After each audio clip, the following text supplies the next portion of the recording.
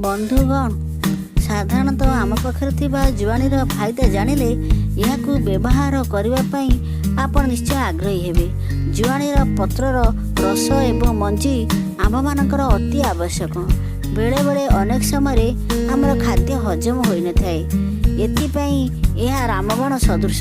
ଜୁଆଣୀ ଟିକିଏ ପାଟିରେ ପକାଇ ପାଣି ପିଇ ଦିଅନ୍ତୁ ବା ପତ୍ରର ରସକୁ ବାଟି ତାହାର ରସପାନ କରନ୍ତୁ। 5 ମିନିଟରେ ଆପଣ ପୁରାପୁରି ଠିକ୍ ହୋଇଯିବେ। ଏହା ମଧ୍ୟ ଆଣ୍ଟିବାୟୋଟିକ୍ ଏବଂ ଆଣ୍ଟିସେପ୍ଟିକ୍। ଏଥିରେ କ୍ୟାଲସିୟମ୍, ଫସ୍ଫରସ୍, ଆୟୋଡିନ୍ ଏବଂ କେରାଟିନ୍ ଭରପୁର ମାତ୍ରାରେ ଭରି ରହିଛି। ଏହା ପାଚନ କ୍ରିୟାରେ ସହାୟତା କରିଥାଏ।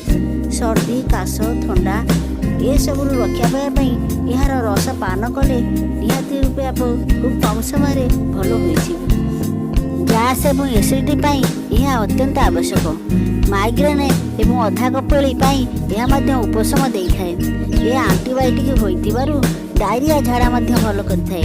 ଏହାର ପତ୍ରର ରସରେ ଗୋଲମରିଚ ମିଶାଇ ପାନ କଲେ ଡାଇରିଆ ଝାଡ଼ା ମଧ୍ୟ ଭଲ ହୋଇଥାଏ। ଅନେକ ସମୟରେ ଦେଖାଯାଏ କମ୍ ବୟସରେ ମୁଣ୍ଡର ବାଳ ପାଚି ଯାଇଥାଏ। ଏହାର ପତ୍ରର ରସ ମୁଣ୍ଡରେ ଲଗାଇଲେ ବାଳ ପାଚିବା ମଧ୍ୟ ବନ୍ଦ ହୋଇଥାଏ।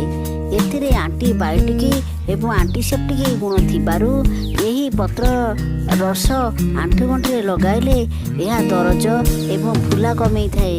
ଏହା ଆଣ୍ଟି ଇନଫ୍ଲାମେଟରି ହୋଇଥିବାରୁ କୌଣସି ଶରୀରରେ ଫୁଲା ଥିଲେ ଏହା ଉଷୁମ କରି ପତ୍ରର ଛେଚା ଲେପ ଦେଲେ ତାହା ମଧ୍ୟ ଭଲ ହୋଇଥାଏ। ପାଇରିଆ ଏବଂ ଦାନ୍ତମୂଳ ବିନ୍ଧା ପାଇଁ ଏହି ଜୁଆଣି ପାଣି ଗାର୍ଗଲିଂ କଲେ ପାଇରିଆ ଏବଂ ଦାନ୍ତମୂଳ ବିନ୍ଧା ମଧ୍ୟ କମିଥାଏ।